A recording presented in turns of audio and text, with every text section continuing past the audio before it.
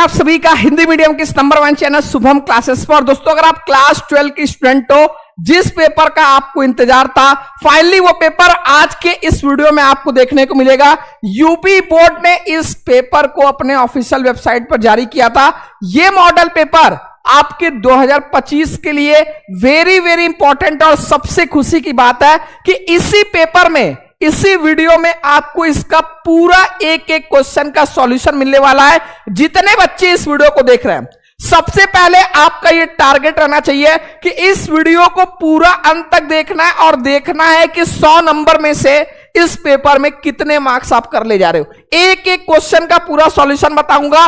ये पेपर अगर आपने कर लिया तो आप 50 से 60 नंबर आपका एज इट इज आपके पेपर में इस पेपर से आने वाला है। वो कैसे, मैं वीडियो के बीच में एक एक प्रूफ आपको देते चलूंगा। जल्दी से एक बार सभी स्टूडेंट इस सेशन को शेयर करके वीडियो को लाइक कर देंगे और अपने दोस्तों को हर जगह सेशन को शेयर कर देंगे। सभी लोग इस वीडियो में पूरे एक एक क्वेश्चन का लाइव सॉल्यूशन होगा और वीडियो में आप सभी के लिए एक बहुत बड़ा सरप्राइज है। ठीक है, जल्दी से एक बार सभी लोग वीडियो को लाइक करके मुझे एक बार बता दें कि आपको आवाज और स्क्रीन क्लियर है। फिर इस सेशन को हम लोग स्टार्ट कर रहे हैं। सभी को गुड इवनिंग है। जितने बच्चे इस सेशन को देख रहे हैं सभी को गुड इवनिंग है। सभी लोग इस सेशन को अपने सभी दोस्तों को सेशन को शेयर कर दें। सर इसमें हम लोग आज के इस सेशन में क्या करने वाले हैं, तो आज के इस सेशन में जैसा आपका 2025 का बोर्ड का पेपर आने वाला है, वैसा ही पेपर जो यूपी बोर्ड ने जारी किया है उसका पूरा A to Z पूरा सॉल्यूशन करने वाले, एक एक क्वेश्चन को समझने वाले हैं कि ये क्वेश्चन कहां से आए हैं और किस तरीके से इस बार आपको क्वेश्चन देखने को मिलेंगे। तो सभी बच्चे ईमानदारी से एक बार सेशन को लाइक करके वीडियो को हर जगह सेशन को शेयर कर देंगे।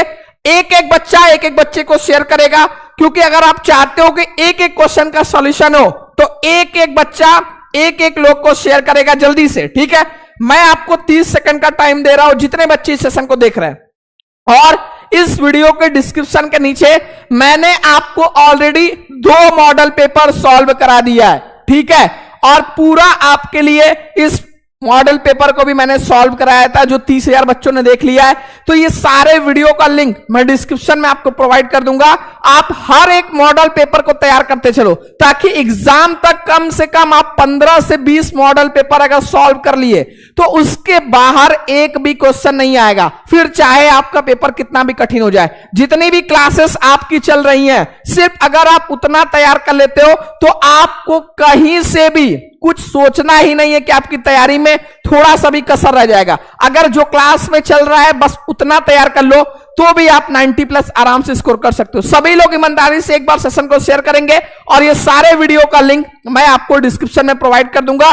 आप सभी को पता है चल रहा है आपका नवरात्रि और आप सभी के लिए यह ऑफर कल तक आखिरी डेट रहने वाला है, जिसमें आप सिर्फ 999 रुपए में 999 रुपए में हमारे टॉप 100 बैच क्रैश कोर्स और भैया जो हमारा ब्रह्मास्त्र बैच 20 अक्टूबर को आ रहा है, जिसमें आपको पूरा chapter wise 1 shot, chapter wise important question answer मिलेगा और साथ में इसी बैच के साथ जो 200 क्वेश्चन आंसर का बुकलेट हम लोगों ने वादा किया था वो भी इसी बैच में आपको मिलेगा। कितने में? सिर्फ 999 रुपए में। तो जो बच्चे अभी तक नहीं जुड़े हैं, ये 50 बच्चों के लिए ऑफर है। बिना देर किए बेटा शुभम क्लासेस, क्योंकि आप सभी को पता है कि आप जिस चैनल पर अभी इस वीडियो को देख रहे हो, आप जिस बोर्ड की तैयारी करो यूपी बोर्ड की, उस यूपी बोर्ड में जिस बच्चे ने पूरे स्टेट में रैंक 1 हासिल किया है वो भी इसी चैनल से पढ़ाई किया था। जिस बच्चे ने स्टेट रैंक 6 हासिल किया है ये बच्चा भी क्रैश कोर्स से जुड़ा हुआ था। और ऐसे बहुत सारे स्टूडेंट है जो 95-96% लेकर आए थे और इस बार बारी आपकी है। और पहले ही आपको बोल दिया गया है जो भी बच्चा इस बार टॉप करेगा उसको 1.5 लाख यानी 1.5 लाख का इनाम आपको मिलेगा। आपके घर पूरी शुभम क्लासेस की टीम आएगी। इसलिए जितना भी टाइम बचा है उसमें आप अपना 100% लगा दो, ये राशि आपको जीतनी है। ठीक है, खुद से प्रॉमिस कर लो। सभी लोग ईमानदारी से एक बार सेशन को शेयर करेंगे। जो बच्चे नहीं जुड़े हैं उनके लिए मैं बोल रहा हूं कल तक आपका आखिरी मौका है। तो जो बच्चे नहीं जुड़े, सबसे पहले प्ले स्टोर पे जाओ, डाउनलोड करो शुभम क्लासेस ऐप, जिसपे ऑलरेडी 1 लाख डाउनलोड है। डाउनलोड करके इस पे रजिस्ट्रेशन करोगे, पेड कोर्स में जाओगे, आपको क्रैश कोर्स दिखेगा, उसी को जोड़ लेना है 999 रुपए में। नहीं तो कोई भी समस्या आ रही है तो यह ऑफिशियल नंबर पर व्हाट्सअप कर देना कि सर हमें आपके बैच में जुड़ना है। नहीं तो एप्लीकेशन पर ही हम लोगों ने पेमेंट का क्यूआर का ऑप्शन दे दिया है, अब आप वहां से किसी से भी पेमेंट कराकर जुड़ सकते हो। क्लियर है? तो स्टार्ट करते हैं भैया आज के इस वीडियो को। ठीक है, जितने बच्चे इस वीडियो को देख रहे हैं सभी लोग ईमानदारी से सेशन को लाइक कर देंगे। मैं एक एक क्वेश्चन का पूरा सॉल्यूशन आपको कराने वाले हैं। सबसे पहले आप सभी को पता है भैया कि 3 घंटे 15 मिनट आपको मिलना है, जिसमें आपको 3 घंटे का पेपर है, 15 मिनट आपको पढ़ने के लिए। पढ़ने में आपको देखना है कि एमसीक्यू क्वेश्चन कौन से आ रहे हैं, कौन सा निबंध हमें आ रहा है, कौन सा पत्र, गद्यांश पद्यांश संस्कृत का किस लेसन से पूछा गया है। तो ये सारी चीजें जो अपटित आपका गद्यांश आने वाला 5 नंबर का, वो सारी चीज आपको इस 15 मिनट में देख लेना। ये नहीं कि सिर्फ 15 मिनट इधर उधर देखते रहे कि कौन किस सीट पर बैठा है। ठीक है, और दूसरा, इस प्रश्न पत्र में 2 खंड है। आप सभी को पता है कि खंड क आपका 50 नंबर का है, जहां पर सबसे पहले आपसे 10 नंबर के एमसीक्यू क्वेश्चन, 10 नंबर का गद्यांश, 10 नंबर का पद्यांश, 30 नंबर, 10 नंबर के साहित्यिक परिचय लेखक और कवि का, 5 नंबर की कहानी और 5 नंबर का खंड का, 50 नंबर ये आपका हो गया। और खंड ख में आपका रहेगा सबसे पहले संस्कृत का संदर्भ सहित हिंदी में अनुवाद 14 मार्क्स का, ग्रामर सेक्शन आपका रहेगा 15 नंबर का, 5 नंबर का अपकृत गद्यांश, 6 नंबर का पत्र और आपका 6 नंबर का रस छंद अलंकार और 9 मार्क्स का आपका निबंध। तो भैया ये टोटल आपका हो जाता है 100 नंबर। और जैसे मैं आपकी तैयारी करा रहा हूं, सिर्फ अगर आप उतना भी तैयार कर लेते हो तो आप आराम से इस 100 में 90 प्लस तो आप आराम से स्कोर कर सकते हो। बाकी अगर आपकी राइटिंग अच्छी है और आप चीजों को बनाकर लिख सकते हो तो आप 95 तक आराम से पहुंच सकते हो, जितने बच्चे इस वीडियो को देख रहे हैं। ठीक है, जल्दी से एक बार दिल वाली इमोजी कमेंट सेक्शन में भेज दे। फिर आज की इस क्लास को हम लोग स्टार्ट कर रहे हैं भैया। सबसे पहले यहां पर खंड क में जल्दी से बच्चों के लिए पोल लगा दीजिए। ठीक है, सभी बच्चे ईमानदारी से कमेंट करेंगे। यहां पर पहला क्वेश्चन आपके सामने स्क्रीन पर है, ऐसा ही आपका पेपर आने वाला और ऐसा ही क्वेश्चन नंबर 1 आपके सामने है कि शिक्षा का उद्देश्य निबंध के लेखक है। शिक्षा का उद्देश्य निबंध के लेखक भैया 4 ऑप्शन है, भारतेंदु हरिश्चंद्र जी, संपूर्णानंद जी, मोहन राकेश, रामकृष्ण दास। जो बच्चे पुराने जुड़े वो तो बिना देर किए जल्दी से वोट करेंगे। ठीक है, और जो बच्चे पहले नए जुड़ रहे हैं वो भी ईमानदारी से एक क्वेश्चन का जवाब देंगे और खुद को देखेंगे भैया इस 100 नंबर के पेपर में हम कितना नंबर कर पा रहे हैं कि अगर ये पेपर मिल जाए, क्योंकि आपके एग्जाम में 3 महीने ही बचे हैं। ठीक है, 350 बच्चे मेरे साथ जुड़े, एक एक बच्चे को सेशन को शेयर करके जल्दी से 500 प्लस सभी बच्चे पहुंचाएंगे। ठीक है, तो पहला आपके सामने पोल है। पोल पर सभी बच्चे, जितने बच्चे देख रहे हैं, जो भी बच्चे ऑप्शन नंबर बी, यहां पर मैं देख रहा हूं 90% ऐसे स्टूडेंट है जो ऑप्शन नंबर बी पर जवाब दे रहे हैं और वो बिल्कुल सही है। आपकी तैयारी के लिए ये देखकर पहला अच्छा लगा कि लगभग 95% ऐसे बच्चे हैं जो ऑप्शन नंबर बी संपूर्णानंद बिल्कुल सही है कि शिक्षा का उद्देश्य निबंध के लेखक हमारे प्यारे संपूर्णानंद जी है। तो ये आपका बिल्कुल सही है। पहला ऑप्शन जो बच्चे ने पहले क्वेश्चन का दूसरा ऑप्शन दिया था उन सभी का 100% सही है।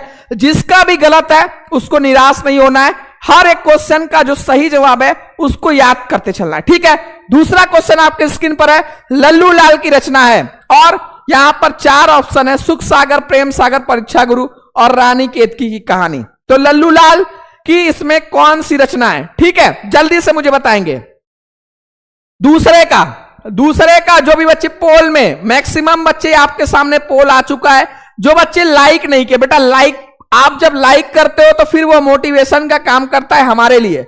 जैसे आपको मोटिवेशन की जरूरत होती है वैसे टीचर को भी होती है। ठीक है, दूसरे का जो भी बच्चे, ठीक है, इरशाद अहमद, प्रिंट आउट के लिए बेटा मैं लास्ट में आपको बता दूंगा। ठीक है, बाद में आप देख लेना, अभी परेशान ना हो। जो भी बच्चे दूसरे का, ठीक है, जल्दी से सभी बच्चे कमेंट करेंगे। लल्लू लाल की रचना है, बी ऑप्शन जो भी बच्चे दे रहे हैं उन सभी का 100% सही है। लल्लू लाल की रचना प्रेम सागर है। दूसरे का बी ऑप्शन जितने बच्चे दिए हैं उन सभी का 100% सही है। ठीक है, बात करते हैं तीसरे का, पर्दा कहानी के लेखक है। तो भैया ये तो बहुत ही सरल क्वेश्चन है, इसको कई बार मैं आपको कराया हूं।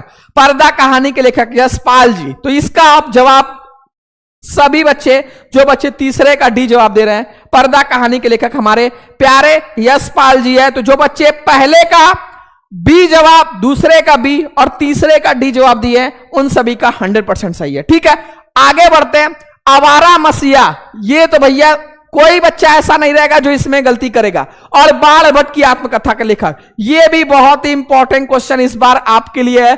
आवारा मसीहा के रचनाकार, जल्दी से कमेंट सेक्शन में चौथा क्वेश्चन का सही जवाब। सभी बच्चे, आपके पेपर में ऐसे ही 10 MCQ रहेगा, उसके बाद बाकी क्वेश्चन शुरू होंगे। ठीक है, तो चौथे क्वेश्चन का जवाब सभी बच्चे कमेंट सेक्शन में देंगे कि आवारा मसीहा के रचनाकार कौन है। तो जो भी बच्चे चौथे का ए ऑप्शन जो बच्चे दे रहे हैं उन सभी का 100% सही है। और ये देखकर बहुत अच्छा लग रहा है कि आप सभी सही जवाब मैक्सिमम बच्चे दे रहे हैं। गलत तो कुछ ही बच्चे जवाब दे रहे हैं, लेकिन जो कमेंट कर रहे हैं या जो पोल कर रहे हैं उसमें मैक्सिमम बच्चे ऐसे हैं जो सही जवाब दे रहे हैं। चौथे का ए विष्णु प्रभाकर, ये बिल्कुल सही। और पांचवा क्वेश्चन आपके सामने है, बाण भट्ट की आत्मकथा के लेखक। तो मैंने आपको भैया हजारी प्रसाद द्विवेदी की साहित्यिक परिचय कराया था, जिसमें उनकी प्रमुख रचनाएं में आपको बताया था कि हजारी प्रसाद द्विवेदी की प्रमुख रचनाओं में बाण भट्ट की आत्मकथा था। तो यहां पर आपसे पूछ रहा है बाण भट्ट की आत्मकथा के लेखक कौन है। तो अगर ऑप्शन में आपका हजारी प्रसाद द्विवेदी दिया है तो आपको बिना देखे, बिना कुछ सोचे इसमें टिक कर देना है कि हजारी प्रसाद द्विवेदी, क्योंकि इनकी प्रमुख रचनाओं में बाण भट्ट की आत्मकथा था। तो चौथे पांचवें का ऑप्शन नंबर डी बिल्कुल सही हो जाएगा। ये 5 क्वेश्चन का आई होप आपको पूरा सही से अच्छे से समझ में आ गया होगा। अब प्रश्न संख्या 2 है, जिसमें 5 MCQ और रहेगा। तो पहला यहां पर कामायनी किस युग की रचना है। 4 ऑप्शन आपके सामने, द्विवेदी युग, छायावादी, प्रगतिवाद और भारतेंदु युग। ठीक है, दूसरा, निम्नलिखित कवियों में से कौन प्रगतिवादी युग का है, और तार सप्तक का प्रकाशन वर्ष। इस क्वेश्चन को कोई भी बच्चा गलत नहीं करेगा, क्योंकि इससे हर साल क्वेश्चन बनता है। यहां पर पूछ लेगा तार सप्तक का प्रकाशन वर्ष या दूसरा सप्तक का प्रकाशन वर्ष, तीसरा। अगर एक आपको याद है तो दूसरा तीसरा आपको ऑटोमेटिक याद हो जाएगा, मैंने आपको जैसे बताया था। ठीक है, तार सप्तक का प्रकाशन वर्ष क्या है, 1943। अब इसमें मैंने आपको बोला था अगर दूसरा पूछेगा तो इस 1943 पे +8 कर देना, तो ये आपका हो जाएगा 1951। तो ये आपका हो गया दूसरा सप्तक का प्रकाशन वर्ष। अगर आपसे तीसरा पूछेगा तो फिर इसमें आप 8 प्लस कर दोगे, तो ये आपका हो जाएगा 1959, और ये आपका हो जाएगा तीसरे सप्तक का प्रकाशन वर्ष। ठीक है, तो ये 3 तरीके के, इस 3 टाइप का क्वेश्चन पूछेगा। ये तीनों प्रकाशन वर्ष आप याद रख लो। क्लियर है। इसमें पहला आपके सामने ये दिया था, कामायनी किस युग की रचना है। तो जो बच्चे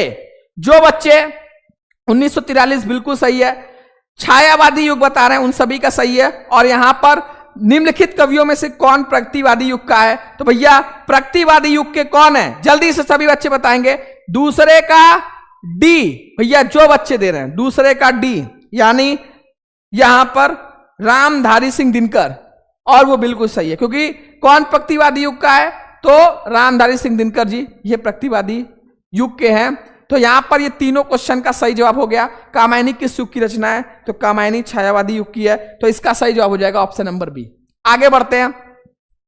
द्विवेदी युग की रचना नहीं है, जल्दी से बताएंगे। ठीक है, द्विवेदी युग की रचना नहीं है। अभी आपने यहां पर क्वेश्चन देखा कि कामायनी किस युग की रचना है, छायावादी युग की। अब आपसे पूछ रहा है द्विवेदी युग की रचना नहीं है, तो इसमें हो जाएगा कामायनी, क्योंकि ये छायावादी युग की है। तो इसका सही जवाब हो जाएगा ऑप्शन नंबर डी। और अष्टछाप के कवियों का संबंध भक्ति काल की किससे है, राम भक्ति शाखा से, प्रेम ज्ञानश्री शाखा से, कृष्ण भक्ति शाखा से। जल्दी से बताएंगे। 4 ऑप्शन आपके सामने है बेटा। 440 बच्चे हमारे साथ जुड़े हुए, 480 बच्चे। सभी बच्चे एक बार ईमानदारी से सेशन को शेयर करेंगे और वीडियो को लाइक करेंगे। और इस पेपर में, क्योंकि मैंने बोला कि ये पेपर मैंने नहीं लाया, यूपी बोर्ड के ऑफिशियल वेबसाइट पर ये पेपर आपको अभी भी दिख जाएगा। और ये 2025 के लिए वेरी वेरी इंपॉर्टेंट है, इसलिए आपको इस पेपर के सारे क्वेश्चन को तैयार करना है। ठीक है, पांचवें का जो बच्चे अष्टछाप के कवियों का संबंध है किससे? कृष्ण भक्ति शाखा से। जो बच्चे पांचवें का डी जवाब दे रहे हैं उन सभी का 100% सही है। तो ये 10 एमसीक्यू स्टार्टिंग में रहेंगे और उम्मीद करता हूं आप सभी बच्चे 10 में से 10 जवाब दिए होंगे। एक बार जल्दी से मुझे बता देंगे कि इस 10 में से आपका कितना क्वेश्चन सही हुआ। कोई ऐसा बच्चा है जो 10 में से 10 पूरा सही किया है? जल्दी से। जो बच्चे लाइक नहीं किए, जल्दी से, पहले मैं आपको टारगेट दिया था कि 500 लाइक सबसे पहले आप कर दो। तो जो बच्चा लाइक नहीं किया, लाइक का बटन है, आप तुरंत लाइक कर दो, ठीक है। कृष्ण भक्ति शाखा से बिल्कुल सही है। तो भैया जो भी बच्चों का यहां पर बोल रहे हैं, आदर्श जी 10 में से 10, ड्रीम मोहम्मद एस 9, सोनाली देवी का 10 में 10, शुभम कुमार का 10 में से 10, यादव भाई, संजय निषाद, दीप्ति, प्रिया। तो भैया ऐसे मैक्सिमम बच्चे हैं जो 10 में से 10 किए हैं, तो उन सभी को बहुत बहुत कांग्रेचुलेशन है। और बहुत सारे ऐसे बच्चे भी हैं जो 10 में से 9, 8 सही किए हैं। तो जो सही किए हैं उनको तो बहुत अच्छी बात है, लेकिन ये क्वेश्चन को दोबारा गलत ना करो, इसलिए इन सारे क्वेश्चन को नोट कर लेना, ठीक है। आगे बढ़ते हैं। तो इस तरीके से आपको एक एक क्वेश्चन का जवाब भी लिखते चलना है। ये नहीं, बहुत बच्चे क्या करते हैं कि बहुत अच्छे से ये सारा क्वेश्चन को नोट करेंगे, फिर 4 ऑप्शन लिखेंगे, फिर इस तरीके से जवाब देंगे। बिल्कुल नहीं, आपको सिंपली प्रश्न संख्या पहले का कौन सा ऑप्शन सही है और सही ऑप्शन कौन है, बस इतना लिख देना है। ना तो क्वेश्चन लिखने की जरूरत है, ना ही 4 ऑप्शन की। अगर उतना लिखना चलोगे तो फिर बाद में क्वेश्चन छूट जाएगा, ठीक है। तो सिंपली ऐसे नीट एंड क्लीन एक एक क्वेश्चन को बता भी रहा हूं कैसे सॉल्व करना है। यहां पर देख रहे हो कोई गलती है, अब पता चला पहले ही पेज में यहां पर कट कुट कर दी हो तो फिर एग्जामिनर, क्योंकि बोलता हूं ना first impression is the last impression, अगर पहले ही पेज में गड़बड़ी मिल गया तो एग्जामिनर समझ जाएगा भैया किसी तरीके से इस बच्चे ने रट कर लिखा है। आपको ऐसे प्रतीत करना है अपनी कॉपी में कि एग्जामिनर को लगे कि ये बच्चा टॉपर है, क्योंकि उसे थोड़ी पता है कॉपी में ना तो आपका नाम लिखा है, ना ही आपका स्कूल नेम लिखा है, ना ही ये लिखा है कि आप कमजोर छात्र हो, एवरेज छात्र या टॉपर। आप जैसे अपनी कॉपी में आंसर को रिप्रेजेंट करोगे वैसा इंपैक्ट पड़ने वाला है। इसलिए अभी से प्रैक्टिस करो इस तरीके से नीट एंड क्लीन राइटिंग की, ठीक है। ये आपको मैक्सिमम नंबर दिलाएगा। आगे बढ़ते हैं। अब यहां पर तीसरा क्वेश्चन, पहला दूसरा 5-5 नंबर का एमसीक्यू, तीसरा क्वेश्चन आपको सिंपली देगा दिए गए गद्यांश आधारित निम्नलिखित प्रश्नों का उत्तर दीजिए। अब यहां पर भैया आपको मैंने बताया था कि ट्रिक, और आज की सेशन में देखूंगा कितने ऐसे बच्चे हैं जो इस ट्रिक से पहचान पाते हैं किस लेसन से लिया गया, क्योंकि पहला क्वेश्चन इसमें यही दिया है, उपयुक्त गद्यांश का संदर्भ लिखिए। संदर्भ में आपको यही लिखना है कि ये किस लेसन से लिया गया और इनके लेखक कौन है। तो जल्दी से कमेंट सेक्शन में जितने बच्चे देख रहे हैं जल्दी से मुझे बताएंगे भैया मैंने आपको बोला था कि अगर धरती वर्ड यूज हो, ठीक है, धरती वर्ड यूज हो, पृथ्वी वर्ड यूज हो, तो आपको पृथ्वी वर्ड देखो कई बार, 2 से 3 बार, ठीक है, धरती वर्ड भी कई बार यूज हुआ है। तो यहां पर आपको सबसे पहले समझ जाना है कि ये किस लेसन से लिया गया है। जल्दी से मुझे बताएंगे। मुस्कान ब्लॉग ने सबसे पहले सही जवाब दिया है, प्रेम राज ने भी सही जवाब दिया, शुभम क्लासेस इरशाद अहमद ने भी सही जवाब दिया, विशाल कुशवाहा। तो देखो जो पढ़ने वाले बच्चे हैं वो कमेंट सेक्शन में सही जवाब का पूरा यहां पर A to Z पूरा लिखना शुरू कर दिया। तो मैंने आपको बोला था भैया अगर आपके गद्यांश में, हर चैप्टर का मैंने ट्रिक दिया था और उसमें बताया था अगर आपके गद्यांश में धरती वर्ड आपको दिखे पृथ्वी वर्ड दिखे, तो आपको ऐसे वर्ड अगर आपके गद्यांश में दिख रहे हैं तो आपको समझ जाना है ये आपका राष्ट्र का स्वरूप से लिया गया है, और राष्ट्र के स्वरूप के लेखक हमारे वासुदेव शरण अग्रवाल जी है। तो सिंपली आपसे बोल रहा है उपयुक्त गद्यांश का संदर्भ लिखिए। तो संदर्भ में आप क्या लिखोगे कि प्रस्तुत गद्यांश हमारी पाठ्य पुस्तक गद्य गरिमा में संकलित, ठीक है, किस लेसन से लिया गया, राष्ट्र का स्वरूप, और हमारे लेखक का नाम वासुदेव शरण अग्रवाल। तो सिंपली आप इतना लिख दोगे आपको 2 मार्क्स मिल जाएगा। फिर इसमें क्वेश्चन पूछ रहा है भैया कि धरती वसुंधरा क्यों कहलाती है। तो धरती माता की कोख में जो अमूल्य निधियां भरी है जिनके कारण वह वसुंधरा कहलाती है। तो ये दूसरे क्वेश्चन का जवाब हो जाएगा और 2 नंबर आपको यहां पर मिल जाएगा। रेखांकित अंश की व्याख्या करना है, पृथ्वी के देह को किसने सजाया है। ये आपके यूपी बोर्ड ने जो मॉडल पेपर जारी किया है उसमें ये गद्यांश है। आपको किसी भी हालत में इस गद्यांश को अच्छे से समझना है, ठीक है। मैंने आपको बोला था जितने भी आपके गद्य के चैप्टर हैं, चैप्टर नंबर 1 और 2 आपके लिए सबसे इंपॉर्टेंट है। चैप्टर नंबर 1, 2 यहां पर तीसरा चौथा क्वेश्चन है, पृथ्वी की देह को किसने सजाया।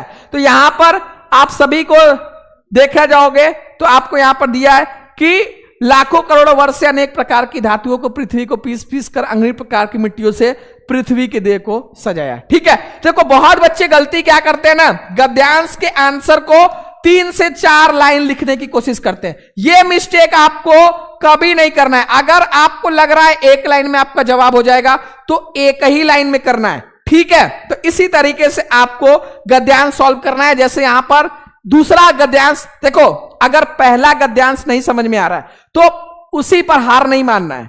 मैंने आपको ट्रिक तो दे दिया है, उससे तो आप 99% कर ले जाओगे, क्योंकि इसमें 2 ऑप्शन रहेगा, तो 2 में से कोई एक तो आपका फंसना ही है। तो यहां पर दूसरा है, पहले ही अशोक वर्ड आपको यूज हो गया है। ठीक है, अशोक वर्ड बार बार अगर अशोक वर्ड आपके गद्यांश में देखने को मिलेगा तो मैंने बेटा आपको बताया था, जल्दी से बता दो, तो जल्दी से सभी पे लोग बता दे। ठीक है, किस लेसन से लिया गया, आपका चैप्टर का नाम ही है। ठीक है, तो सभी बच्चे, जो बच्चे वीडियो को लाइक नहीं किए बेटा लाइक जरूर कर दो, क्योंकि इसी तरीके से पूरा आपका पेपर 2025 में आने वाला है। और अभी अगर आप इस पेपर को अशोक के फूल जो बच्चे समझ गए उन सभी को बहुत अच्छी बात है। कैसे सॉल्व करना है बेटा, देखो यहां पर एक बात ध्यान देना, यहां पर क्वेश्चन नंबर ख नहीं मेंशन रहेगा। ठीक है, इसमें गद्यांश में तो आपको लिखते समय जो भी गद्यांश आप कर रहे हो उसका संकेत कर देना कि पहला वाला कर रहे हो या दूसरा वाला। तो धरती माता से आवश्यक है। और गद्यांश में जब भी लेखक का नाम या कवि का नाम या चैप्टर का नाम, इसको हमेशा ब्लैक पेन से लिखना है, क्योंकि एग्जामिनर को लगे कि पहले ही उसका माइंड यहीं पर क्लिक होना चाहिए कि बच्चे ने सही लिखा है। ठीक है, बाकी इस तरीके से आप इसको लिख दोगे तो ये आपका 2-2 नंबर मिल जाएगा। तो ये 2 गद्यांश रहेगा जिसमें से कोई एक करना है। उसके बाद चौथा क्वेश्चन रहेगा 10 नंबर का एमसीक्यू, 10 नंबर के गद्यांश पर आधारित 5 प्रश्न। फिर 10 नंबर का क्वेश्चन रहेगा प्रश्न संख्या 4, जिसमें दिए गए पद्यांश पर आधारित निम्नलिखित प्रश्नों के उत्तर दीजिए। तो भैया ये भी आपका रहेगा जिसमें यह भी पहचानना, इसीलिए मैंने बोला था जितने भी गद्य और काव्य के चैप्टर है, पाठ के नाम लेखक के नाम तैयार कर लो। 2 + 2 4 नंबर आपको तुरंत मिल जाएंगे। ठीक है, अब यहां पर सभी बच्चे जल्दी से मुझे बताएंगे ये किस लेसन से लिया गया है। ठीक है, आपके सामने दुर्बलता का ही चिन्ह विशेष शपथ है, और दूसरा आपके सामने देख लेते हैं कौन सा पद्यांश है। ये तो भैया कम से कम 4 से 5 साल से ज्यादा ही बोर्ड एग्जाम में है, और ये आपके लिए सबसे इंपॉर्टेंट है क्योंकि 2025 में इसमें 100% आपके 2 से 3 सेट में ये देखने को मिलेगा। लज्जाशील पथिक महिला जो कहीं दृष्टि आए। ठीक है, ये आपको कृषक ललना,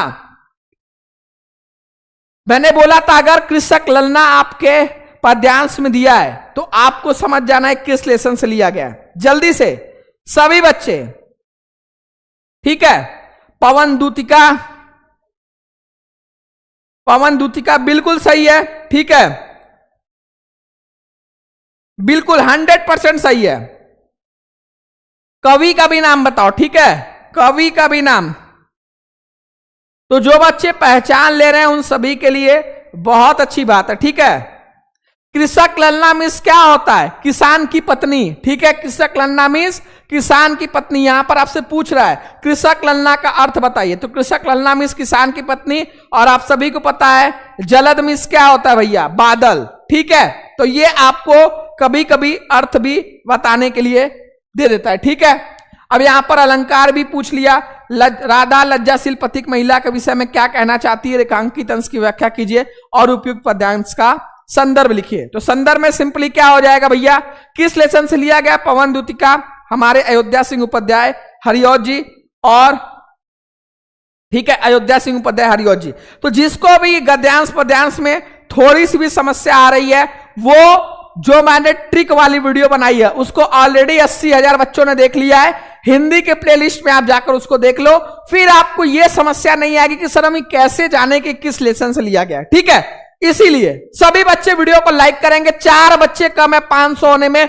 सभी बच्चे ईमानदारी से सेशन को सबसे पहले भैया 500 बच्चे देख रहे हो, लाइक नहीं किए हो, लाइक जरूर कर दो, क्योंकि एक एक क्वेश्चन का ऐसे ही सॉल्यूशन आपको पूरा मिलने वाला। ठीक है, पवन दूतिका चैप्टर से लिया गया है, अयोध्या सिंह उपाध्याय हरिऔध जी, बहुत अच्छी बात है। सेम काम करोगे, इसी तरीके से संकेत में लिख दोगे जो भी आपका रहेगा, और प्रस्तुत पद्यांश हमारी पाठ्य पुस्तक में संकलित अयोध्या सिंह उपाध्याय हरिऔध द्वारा रचित पवन दूतिका शीर्षक कविता से उद्धृत है। ठीक है, फिर यहां पर दूसरा क्वेश्चन है, रेखांकित अंश की व्याख्या कीजिए और लज्जाशील पथिक महिला के विषय में क्या कहना चाहती है। ठीक है, तो भैया यही बोलती है, पवन यदि तुझे मार्ग में कोई लाजवंती स्त्री दिखाई पड़े तो इतने वेग से ना बहना, यानी इतनी तेजी से ना बहना कि उसके वस्त्र उड़कर अस्त व्यस्त हो जाए और उसका शरीर उघड़ जाए। यदि वह थोड़ी सी भी थकी दिखाई दे तो उसे गोद में लेकर अर्थात उसे चारों ओर से घेर कर उसकी थकान मिटा देना, जिससे कि थकान के कारण उसके सूखे ओठ और मुरझाया हुआ कमल मुख प्रफुल्लित हो उठे। ठीक है, तो ये इसी तरीके से भैया आपका है, जलद मिस बादल और किसक लन्ना मिस आपकी किसान की पत्नी। इसके बाद आपका शुरुआत होगा प्रश्न संख्या 5 का, जहां पर आपको रहेगा साहित्यिक परिचय, और ये आपको 10 नंबर दिलाएगा। ठीक है, कितना नंबर दिलाएगा? 10 नंबर। तो 10 नंबर के लिए सर मुझे बता दीजिए, क्योंकि बहुत बच्चों का ये आ रहा था, सर कौन से लेखक कौन से कवि का तैयार करें। ठीक है, जितने बच्चे इस वीडियो को देख रहे हैं, यहां पर आपके लिए मैंने जो सबसे इंपॉर्टेंट बताया है कि भैया वासुदेव सरल अग्रवाल को, हजारी प्रसाद द्विवेदी को और एपीजे अब्दुल कलाम को, ये 3 को किसी भी हालत में नहीं छोड़ना है। अब यहां पर बहुत बच्चे क्या गलती करते हैं कि एक ही तैयार करते हैं, जबकि आपके पेपर में देखो 3 आएगा। ठीक है, जिसमें सिर्फ एक करना है, तो कम से कम आपको 3 तैयार करना है, और तीनों के रचनाएं तो आपकी जुबान पर आना चाहिए, क्योंकि साहित्यिक परिचय में मेंशन किया है, उनकी प्रमुख रचना का उल्लेख कीजिए। और बात करेंगे यहां पर कवि के लिए, तो मैथिली शरण गुप्त जी, सुमित्रानंद पंत जी और महादेवी वर्मा, आपको यह भी इसमें तैयार करना है, क्योंकि इसमें बहुत ज्यादा इंपॉर्टेंट है। महादेवी वर्मा और रामधारी सिंह दिनकर, ये 4 आपके लिए इंपॉर्टेंट है। सभी बच्चे एक एक पूरा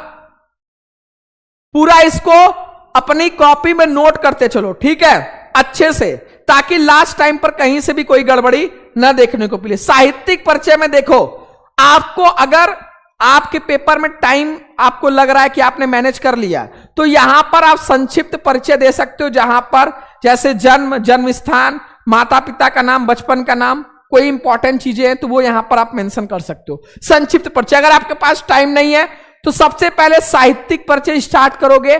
किसी भी लेखक कवि का लिख रहे हो, पहले स्टार्टिंग में 4 से 5 लाइन आपका रहेगा जीवन परिचय, क्योंकि बिना जीवन परिचय के साहित्यिक परिचय पॉसिबल ही नहीं है। तो स्टार्टिंग में पहले 4 से 5 लाइन में जीवन परिचय, जैसे उनका जन्म कहां हुआ था, उनकी शुरुआती शिक्षाएं, माता पिता का नाम, ठीक है, और उनका देहांत कब हुआ था, ये सारी लाइन आप पहले पेज पे लिखोगे। दूसरा, उनकी साहित्यिक सेवाएं और उनका क्या योगदान था साहित्य में, ये लिखोगे। और फिर उसके बाद उनकी प्रमुख रचनाएं। देखो, रचनाओं में बहुत बच्चे गलती क्या करते हैं, जैसे कौन सी कहानी है, कौन सा निबंध है, कौन सा उपन्यास है, इस तरीके से आपको नहीं लिखना है। आपको सिंपली लिखना है कि जैसे हजारी प्रसाद द्विवेदी जी का रचनाएं निम्नलिखित है, उसके बाद जो भी आपको रचनाएं याद है आप सिंपली उसको लिख के चलो। बहुत बच्चों का कंफ्यूजन रहता है, सर कितनी रचनाएं लिखे, तो कम से कम 6 से 7 तो आपको एटलीस्ट याद करके जाना है। ठीक है, क्लियर है? क्लियर है, इतना तो आपको याद करके ही जाना है। और फिर लास्ट में भाषा शैली और साहित्य में स्थान। फिर इसी तरीके से जैसे आप लिख रहे हो, ठीक है, तो यहां पर सिंपली आप लिख दोगे सुमित्रानंद पंत जी का जीवन परिचय, फिर उनका साहित्यिक परिचय, उनकी प्रमुख रचनाएं, फिर उनकी, इस तरीके से आप इसको लिख दोगे। फिर लास्ट में आप लिख सकते हो साहित्य में स्थान। ठीक है, साहित्य में योगदान। क्लियर है? क्लियर है? यहां तक किस किस बच्चे को क्लियर है? एक बार जिसको भी क्लियर है कमेंट सेक्शन में दिल वाली इमोजी सभी बच्चे भेज देंगे।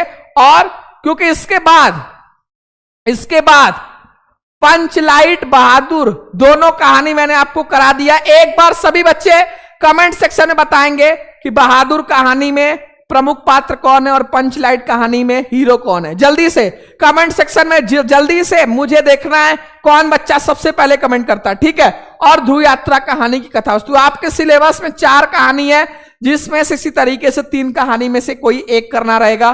तो एटलीस्ट 2 से 3 कहानी आपको तैयार करना है, ठीक है। और ये दो मैंने आपको ऐसे करा दिया है कि आप किसी भी हालत में नहीं भूलोगे। जल्दी से मुझे बताएंगे इस दोनों कहानी में कौन कौन इसमें, अब देखो यहां पर बहुत बच्चे इसके राइट, चलो भैया लेखक के नाम बता दो, ठीक है। बहादुर कहानी के लेखक अमरकांत जी, बिल्कुल सही है। और पंचलाइट कहानी के लेखक हमारे फणीश्वर नाथ रेणु जी है। और बहादुर कहानी के प्रमुख पात्र भैया हमारा बहादुर ही है, और इसमें पंचलाइट में गोधन, ठीक है। क्लियर है? तो भैया राइटर के नाम भी आप याद करते चलो, ठीक है। सभी बच्चे ईमानदारी से वीडियो को लाइक कर देंगे।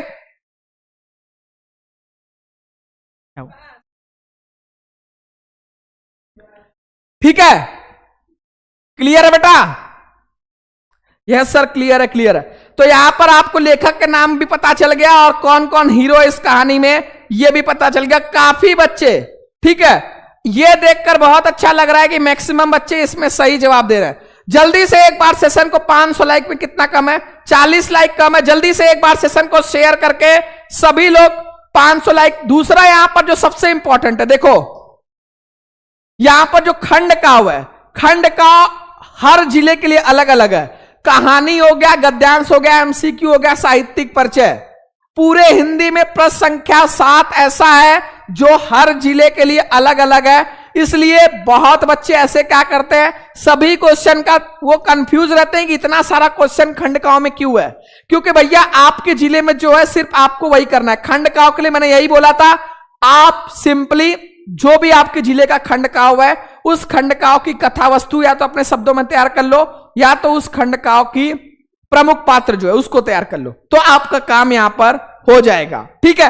तो खंडकाव्य आपको खुद से तैयार करना है, क्वेश्चन बैंक से आप इसको तैयार कर सकते हो, ठीक है। अब यहां पर यह था आपका खंड क। खंड क टोटल आपके 50 नंबर के थे, जिसमें मैंने आपको सबसे पहले 10 नंबर का एमसीक्यू, 10 नंबर के आपको गद्यांश पर आधारित, 10 नंबर के पद्यांश पर आधारित, 5 नंबर का लेखक और 5 नंबर कवि का साहित्यिक परिचय, 5 नंबर की कहानी और 5 नंबर का खंडकाव्य। तो 10, 10, 20, 10, 30, 5, 35, 5, 40, 45 और 50। तो ये आपका 50 मार्क्स का खंड क था जो आपका सेक्शन 1 था, ठीक है। तो कोशिश करना है खंड क एक साथ पूरा कॉपी में लिखे और खंड ख एक साथ। अगर नहीं भी लिखते हो तो भी कोई बात नहीं है, ऐसा कि कसम ही है कि आपको करके आना, ठीक है। आप चाहे जैसे भी कर सकते हो, वो आपके ऊपर है, ठीक है। बस ये रहे कि क्वेश्चन को सही से करके आना है। क्लियर है? अब बात करते हैं खंड ख। खंड ख में 2 रहेगा, जिसमें दिए गए संस्कृत गद्यांशों में से किसी एक का ससंदर्भ हिंदी में अनुवाद कीजिए। तो ससंदर्भ हिंदी में अनुवाद आपको संदर्भ 2 नंबर का और 5 नंबर का अनुवाद। संदर्भ में आपको यही बताना है किस बुक से लिया गया है, और लेखक का नाम तो बताना नहीं है, इसमें आपको बताना है चैप्टर, कौन से चैप्टर से लिया गया, ठीक है।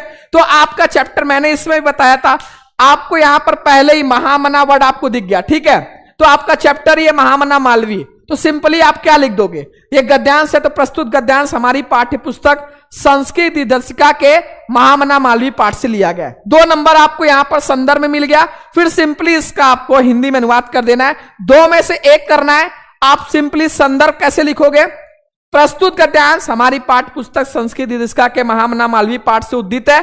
फिर महामना विद्वान वक्ता धार्मिको नेता, तो महामना विद्वान वक्ता धार्मिक नेता एवं कुशल पत्रकार थे। परमस्य सर्वोच्च गुण जन सेवा आसीत, किंतु जन सेवा ही इनका सर्वोच्च गुण था। यत कुत्रापि एम जनान दुखितान, ये जहां कहीं भी लोगों को दुखी और पिंडी देखते, तत्रयो सशीघ्र में उपस्थित, वहां शीघ्र उपस्थित होकर सर्वविध, शीघ्र उपस्थित होकर सब प्रकार की सहायता करते थे। प्राणी सेव अस्य स्वभाव वासित, यानी प्राणियों की सेवा करना ही इनका स्वभाव था। तो इस तरीके से आपको हिंदी में इसका अनुवाद कर देना है, 2 नंबर का संदर्भ और 5 नंबर का ये आपको अनुवाद। इसके बाद पद्यांश के लिए मैंने आपको बोला है 2 चैप्टर, पहला जातक कथा, दूसरा सुभाषित रत्नानी। इसमें जितने भी आपके प्रीवियस ईयर में आए बस आप उतना तैयार कर लो, तो ये आपका 7 नंबर कंफर्म हो जाएगा। जैसे यहां पर कि दूसरा है और पहला, जिसको पता है ये किस किस लेसन से लिया गया जल्दी से बताएंगे, ठीक है। जैसे प्रस्तुत श्लोक हमारी पाठ पुस्तक संस्कृत दर्शिका के सुभाषित रत्नानी पाठ से लिया गया है। पीछे कार्य को नष्ट करने वाले तथा सम्मुख प्रिय मीठा बोलने वाले मित्र का उसी प्रकार त्याग कर देना चाहिए जिस प्रकार मुख पर दूध लगे विष से भरे घड़े को छोड़ दिया जाता है। यानी हमें ऐसे मित्र का त्याग कर देना चाहिए जो हमारे सामने हमारी तारीफ करे, बड़ाई करे और हमारे पीठ पीछे हमारी बुराई करे। जैसे अगर आपको ऐसा कोई घड़ा मिल जाए जिसमें दूध भरा हो लेकिन उसमें विष हो, तो आप ऐसे दूध को मुख से लेने के बाद यानी पीने के एकदम जस्ट सेकंड से पहले आप उसको क्या करोगे? त्याग दोगे, क्योंकि भैया उसमें विष भरा है। तो ऐसे ही हमें मित्र को भी त्याग देना है जो हमारे सामने तो अच्छा अच्छा बोलता है लेकिन यहां पर हमारे पीठ पीछे हमारी बुराई करता है। क्लियर है? क्लियर है? यहां तक क्लियर है सभी बच्चे? बस 2 चैप्टर जातक कथा और सुभाषित रत्नानी, आपका ये 7 नंबर 100% कंफर्म हो जाएगा। इसके बाद आप सिंपली ऐसे लिख दोगे, प्रश्न संख्या 9 से आपका ग्रामर सेक्शन शुरू होगा और ग्रामर सेक्शन मैंने बोला है आपका 10th से भी इजी है, इसलिए ग्रामर सेक्शन आपका 15 नंबर मानो आपका बिल्कुल फ्री फंड में है। यहां पर पहले देगा निम्नलिखित मुहावरों में से किसी एक का अर्थ लिखकर वाक्य प्रयोग करिए। यानी ठीक है, आपको पहले देगा निम्नलिखित मुहावरों में से किसी एक का अर्थ लिखकर वाक्य प्रयोग कीजिए। सर क्या ऐसे ही 4 देगा?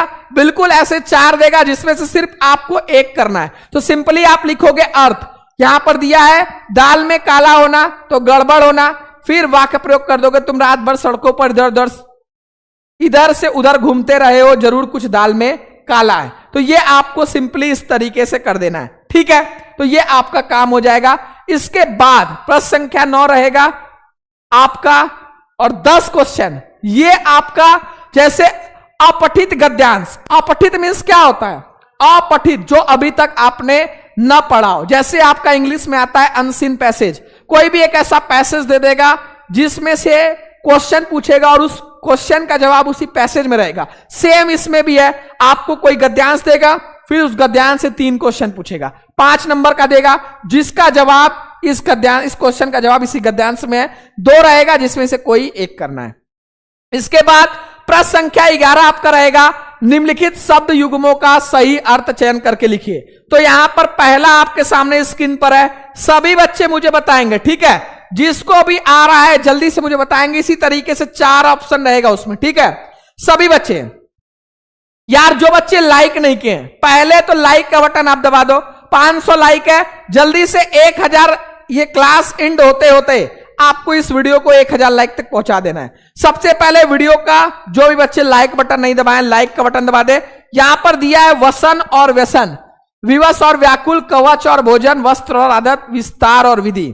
तो वसन और व्यसन का वस्त्र और आदत, और अंबुज और अम्बुद का कमल और बादल। तो जो बच्चे पहले का सी दे रहे हैं उन सभी का 100% सही है, और अंबुज और अम्बुद का, कमल और बादल बिल्कुल सही है। ठीक है, क्लियर है? पहले का सी बिल्कुल सही है और दूसरे का आपका सी ये भी बिल्कुल सही है। इसके बाद ये सिंपली आप लिख दोगे, फिर निम्नलिखित शब्दों में से किसी एक शब्द के 2 अर्थ लिखिए। यानी 4 पर्यायवाची है जिसमें से सिर्फ किसी एक का करना है। जैसे नाग का, सर्प और हाथी, विधि का, कानून और तरीका। तो सिंपली इस 4 में से कोई भी एक कर दोगे। निम्नलिखित वाक्यांशों के लिए एक शब्द जो आंखों के सामने हो, प्रत्यक्ष, और जानने की इच्छा रखने वाले को जिज्ञासु। ठीक है, जानने की इच्छा रखने वाले को हम क्या बोलते हैं? जिज्ञासु। तो यहां पर ये आपका सिंपली कर दोगे। ठीक है, तो ये आपका ग्रामर सेक्शन है जो बहुत ही सरल है। और लास्ट में आपका ग्रामर सेक्शन में देगा किन्हीं 2 वाक्यों को शुद्ध करके लिखिए। तुम तो कुर्सी पर बैठे हैं, इस सरोवर में अनेकों कमल खिले, सम्मेलन में कवियत्री ने भाग लिया, कृपया अनुमोदन करने की कृपा करें। तो कृपया अनुमोदन करने की कृपा करें, कृपया और कृपा दोनों एक साथ नहीं रहेगा।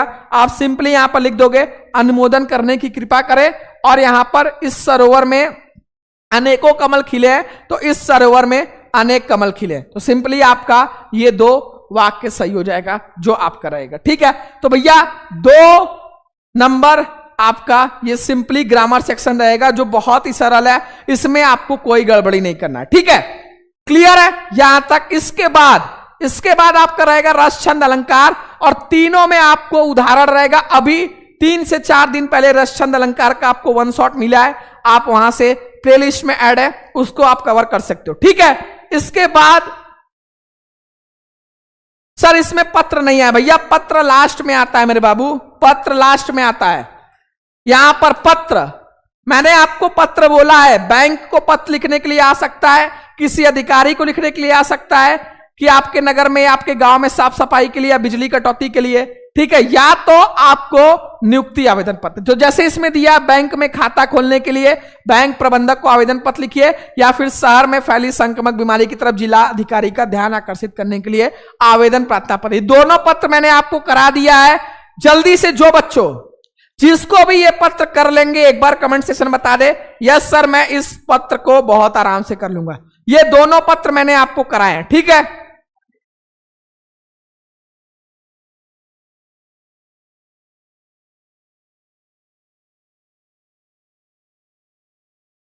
ठीक है, क्लियर है बेटा। ये दोनों पत्र आपको कर लेना है। इसके बाद आपका लास्ट रहेगा आपका निबंध। मैंने निबंध के लिए जो यूपी बोर्ड ने आपके लिए टॉपिक बताया है, पहला है बेरोजगारी, दूसरा है आतंकवाद, वृक्षारोपण, विद्यार्थियों, राजनीति और देश की समृद्धि और विकास में समाचार पत्रों की भूमिका। तो ये 5 टॉपिक है, जिसमें से कोई सा भी एक आपको आएगा तो ये आपका काम हो जाएगा। क्लियर है, क्लियर है, क्लियर है सभी बच्चों का? यस सर क्लियर है सर, आपके चरणों में कोटि कोटि प्रणाम। ठीक है, तो भैया ये आपका पूरा 100 नंबर का पेपर था, जिसमें आपको कहीं पर भी कोई कंफ्यूजन नहीं हुआ। कोई क्वेश्चन में ऐसा है जिसमें कंफ्यूजन है तो एक बार मुझे बता दो, अगर कंफ्यूजन नहीं है। ठीक है सर, अगर भाषा शैली और साहित्य में स्थान ना डाले तो क्या नंबर मिलेंगे? साहित्यिक परिचय में कोशिश करना है, सब हेडिंग बनाकर लिखो। अगर सब हेडिंग किसी भी क्वेश्चन में आप बनाकर लिखते हो तो आपका मार्क्स कम कटने का चांस रहेगा। ठीक है, किसी बच्चों को कोई भी कंफ्यूजन है तो एक बार मुझे बता दो। अगर कंफ्यूजन नहीं है तो पहले लाइक का बटन, आपका पहले लाइक का बटन। ठीक है, यस सर क्लियर है, क्लियर है, क्लियर है। ठीक है, सभी बच्चे यहां पर सबसे पहले इस तरीके से आप लिख दोगे। किसी को भी कोई कंफ्यूजन है तो जल्दी से मुझे बता दो। और दूसरी बात, इस वीडियो के खत्म होने के बाद मैं एक एक बच्चे का कमेंट पढ़ूंगा कि इस 100 नंबर के पेपर में आप कितने नंबर कर पा रहे हो, और दूसरा आपको किस क्वेश्चन में समस्या है। जो क्वेश्चन आप बताओगे उसी टॉपिक का नेक्स्ट वीडियो में लाइव में लूंगा। दूसरी सबसे इंपॉर्टेंट बात है, जो बच्चे अभी तक मन लगाकर पढ़ाई नहीं कर रहे हैं उनके लिए यही बोलूंगा कि ये मौका आपके पास है। एग्जाम के बाद यही बोलोगे काश मैं पढ़ लिया रहता, क्योंकि आप अभी से भी मन लगाकर पढ़ोगे तो आप आराम से 90+ ला सकते हो। और आप ही के लिए ये किया गया इस नवरात्रि के शुभ अवसर पर, क्योंकि टॉप 100 बैच, क्रैश कोर्स और साथ में जो 20 अक्टूबर का हमारा आ रहा है ब्रह्मास्त्र बैच, ये भी आपको सिर्फ 999 रुपए में, और ये क्वेश्चन आंसर का बुकलेट 200 का, ये तो आपको मिल ही जाएगा। क्लियर है, ये आपको मिल जाएगा। तो जितने बच्चे इस वीडियो को देख रहे हैं सिर्फ 50 बच्चों के लिए है, और आपको जिस बोर्ड की आप तैयारी कर रहे हो उस बोर्ड में जिस बच्चे ने रैंक 1 हासिल किया है वह भी शुभम क्लासेस का ही छात्र है। इनका भी इंटरव्यू पूरा पड़ा हुआ है, और यहां पर आपके रैंक 6 क्रैश कोर्स, इस बच्चे ने तो अभी 1 महीने पहले आपके लिए आकर बताया था कि लास्ट के 4 महीने में कैसे मैंने पढ़ा था। तो आपके पास इससे बेस्ट मौका नहीं मिलेगा। जो भी बच्चे, ऐसे बहुत सारे स्टूडेंट हैं जो लास्ट टाइम पर पढ़कर 95, 92, 93% लेकर आए, तो आपके पास एक प्यारा सा मौका है, क्योंकि इस बार बारी आपकी है। तो जो बच्चे नहीं जुड़े हैं, ये 999 रुपए कल तक रहने वाला है।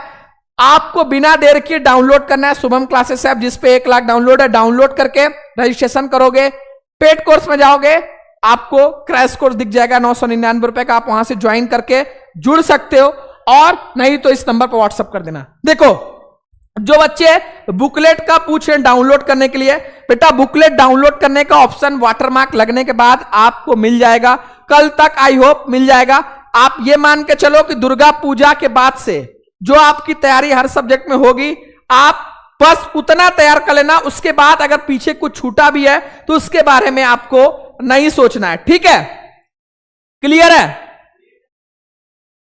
क्लियर है। किसी बच्चे को कोई कंफ्यूजन, लाइक जो बच्चा नहीं किया है बेटा, लाइक करने में कोई बच्चा कंफ्यूजन नहीं करेगा। और जो बच्चे बोल रहे हैं गुड नाइट, भाई गुड नाइट नहीं है, अभी 9 बजे से आपका फिजिक्स का जागरण शुरू होने वाला है। जिसमें आपके 30 नंबर पक्के होने वाले हैं, क्योंकि आपका 3 मार्क्स के 10 क्वेश्चन आते हैं, 30 नंबर पूरे चैप्टर वाइज आपको बताए जाएंगे। तो फिजिक्स का जागरण भैया नवरात्रि है, और ये जागरण में आप सभी सादर आमंत्रित हो। कितने बजे है सर? अभी जस्ट 15-10 मिनट के ब्रेक के बाद आपका है। आप सभी बिना देर की ईमानदारी से 10 मिनट रेस्ट लेने के बाद फिजिक्स के जागरण में शुभम क्लासेस पे लाइव आ जाना। और ये क्लास कैसा लगा मैं कमेंट बॉक्स में सभी बच्चों का कमेंट देखूंगा, और लाइक कर देना। जो बच्चे नहीं जुड़े हैं वो बिना देर किए ज्वाइन कर लेना। सभी को ऑल द वेरी बेस्ट है, इसी तरीके से मेहनत करते रहो। और ये देखकर बहुत अच्छा लगा कि आप मैक्सिमम क्वेश्चन का जवाब सही दे रहे थे। सभी को ऑल द बेस्ट है, मिलते हैं आपसे नेक्स्ट क्लास में।